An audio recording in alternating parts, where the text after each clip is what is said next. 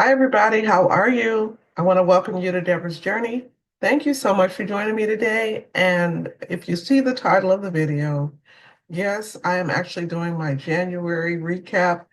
I know I am so late. I'm actually really trying to get ready to close out February because it's important to know that I am being consistent with my budget. I am tracking my expenses. I am making sure all of my dollars are accounted for, well, at least the majority of them. And I'm just trying to be a good steward with the money that I have and just sharing what I've done for the month. So I'm here and I want to welcome you to my channel. If you're new here, I do share my budget. I also do cash stuffing and I share what methods I use to save money and also pay off debt. So if that's something that interests you, I really hope that you will consider subscribing to my channel and joining me on my journey. So let's get into this budget. I started the new year with a budget of 9,800. That's what I budgeted. A lot did happen in the month of January. And so I want to share that with you. All right, so the first thing is my fixed expenses. I did budget $3,034 for housing, and I actually spent $3,035. So I was a little off by $1, not much. That amount was really actually wrong because it should have been less. And so they did make the adjustment for the month of February. Okay, the next item is the electric bill. It was $71.73. That's what I spent. My water and power bill was 113. I didn't update it. So it was actually $115. Oh, so that's what I spent for that bill, a couple of dollars more. So it was over by $2. Rental fee is $45, and that is what was charged. Car insurance, I budgeted $135. However, when I submitted my address change, my insurance went down, which is always a plus, and I'm very happy about that. So my new car insurance monthly premium fee is $123.49. So that is a plus. And I actually saved about $11.50, which is wonderful. Spectrum Internet, I budgeted $75 and I spent $71.25. So a little less. I think I'm going to change that because that is what I've been paying monthly, $71.25. So that is the accurate amount. For Paramount Plus, that's $12.99. Life insurance was $69. My Sirius XM radio is $7.99. Apple storage, $9.99. Apple Care, $11.50. And then my Google memberships, they were 19 around that. It went up a little bit because I did add another membership. So it's $21.95 for those. My cell phone for my son was, I budgeted 70, but his cell phone is actually about 50. And I went ahead and did 55.45, but I put a little extra in here because it's a credit card and I'm trying to pay that card off. But I'm going to adjust this in the future so that all the cell phones are on one line item. And then anything extra will go towards the credit card payment. I'm going to do it that way. And then my cell phones, I budgeted 151 and it was about 150.48. So for my fixed expenses, I budgeted $3,825.21 and I spent $3,882. So I was under by 24.39. Yes. So I think that is going to help me because that was probably this might be the only category I'm under. I don't remember, but we will see as we move through the budget.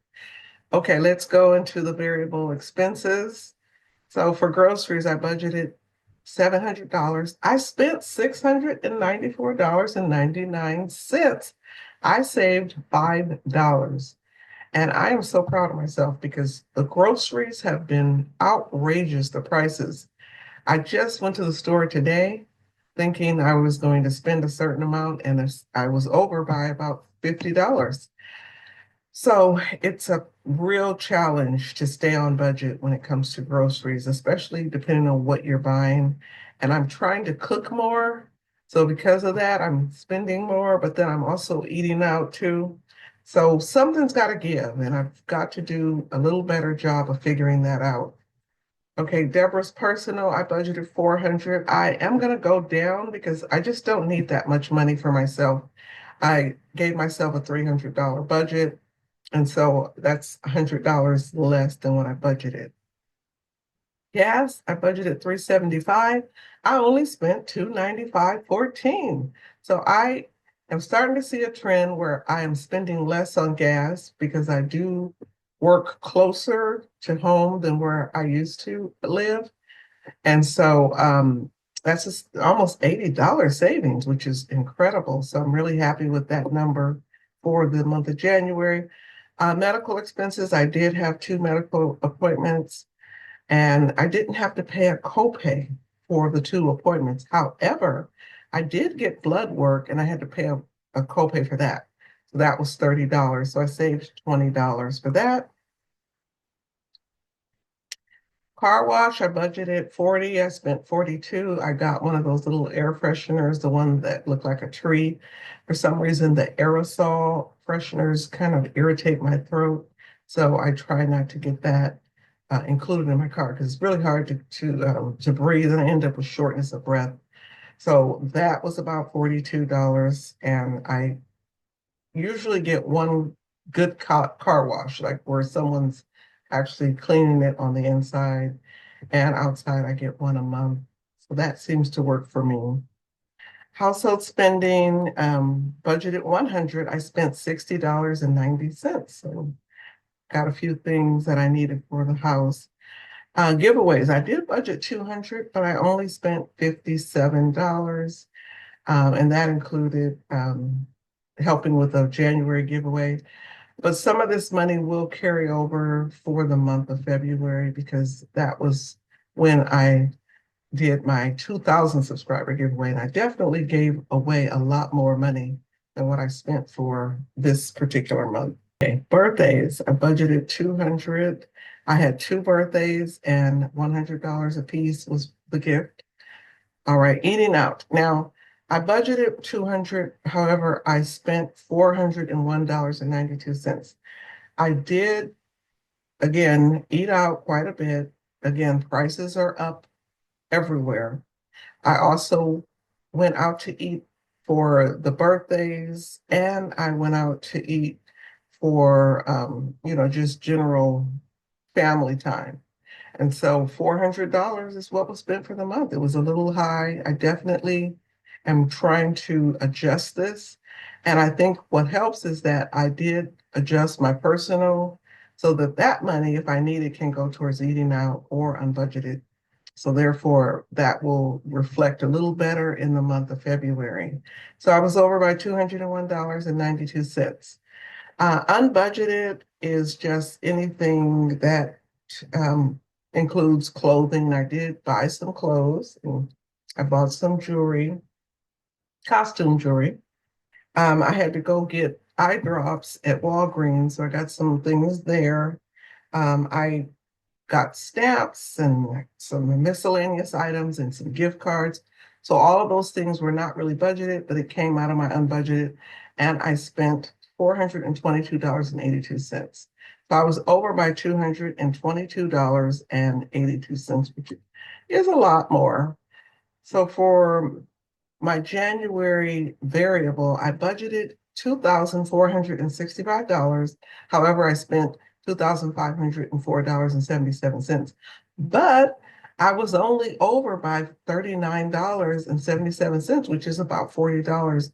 So in the grand scheme of things, I did go over budget, but it worked itself out. It balanced based on the lower cost on gas, less money for my personal, and I didn't need as much money for my medical. So there was a lot of categories I was under, and that did help, and even for my household spending.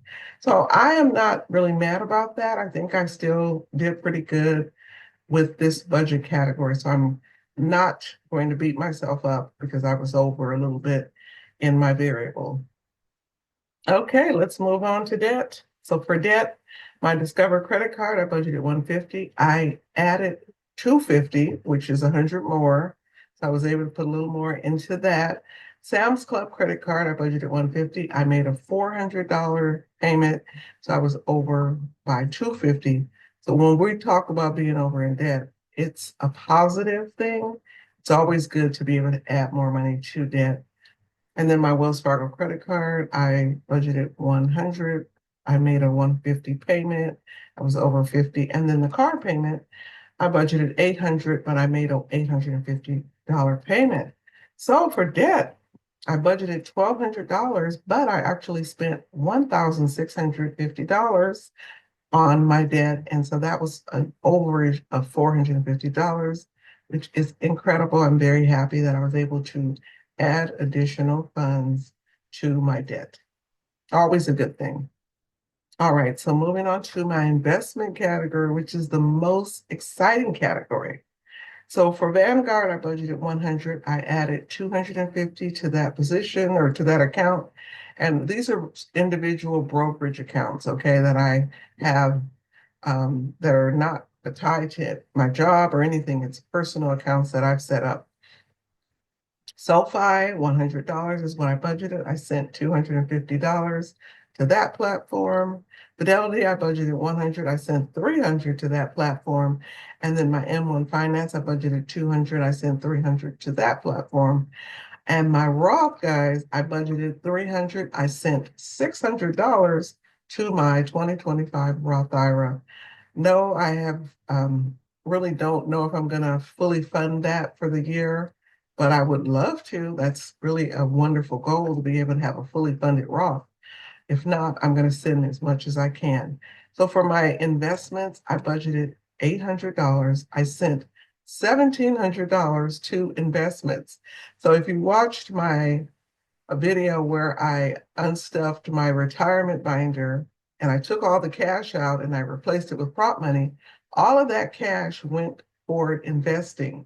So I was able to use the majority of that cash to go towards investment accounts. And that's why I'm able to see this nice number right here because of that. So I love the focus on savings and I love being focused on working towards my future goals. I'm very excited about that and certainly looking forward to just continuing and doing as much as I can to increase my positions.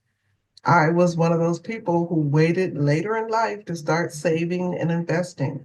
So I have to play catch up because I am not where a lot of people are already. And so that is why I have to be a little more intentional and focused in this area. Okay, and then I have my savings accounts. I budgeted 200 for savings. I sent 200 to my savings account. And then emergency fund, I budgeted 300, but I sent 400, which is $100 difference to my emergency fund. That is also one of my goals to at least fund an additional 5,000.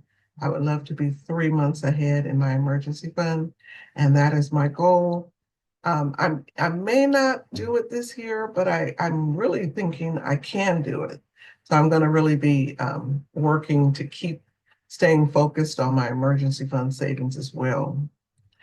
All right, so for total savings, I budgeted $500. I sent $600 to my savings, so that's a $100 difference. And then for my sinking funds, my challenges, I budgeted $400 for my savings challenges, and I sent $500 to those challenges, which includes all of the fund savings that I do for my goals. And then the last category, which I think I've already said, is my sinking funds, and I budgeted $600, but I put $890 towards my sinking funds for this month. So that was over by $290, and I was really happy to have a stretch goal and be able to hit it. So because of that, I was able to, I had budgeted 1,000. I sent $1,390 to my challenges and my sinking funds. Another huge win because I was able to add more money to goals and to savings. And that always makes me feel really proud. So for January, I budgeted $9,790.21. However, I actually spent $11,645.59. And that's a difference of $1,855.38, which is incredible. And I owe it all to the extra money I received when I unstuffed my retirement binder, and also being able to have extra funds to add towards my debt and also towards my savings. So that is my January 2025 budget. So when we go up to my budget, I adjusted my budget, and my actual budget for my payroll, my sinking funds, savings challenges, and any extra money I received was $10,850. And then my side hustle, which includes money that I earned from my second job, and it's a very part-time job, so I can definitely handle doing that along with my primary job. And so my total income for the month of January is $11,650. And that is what I was able to use for the month. So I'm very happy with the progress in my savings. Of course, my investment numbers look really good. I am so proud of myself, and I'm excited to keep going in that category. I want to thank you all for joining me. I appreciate you for watching and supporting me. Have a wonderful month, and let's talk in the month of February and see what happens with the spending very soon. Take care. Bye.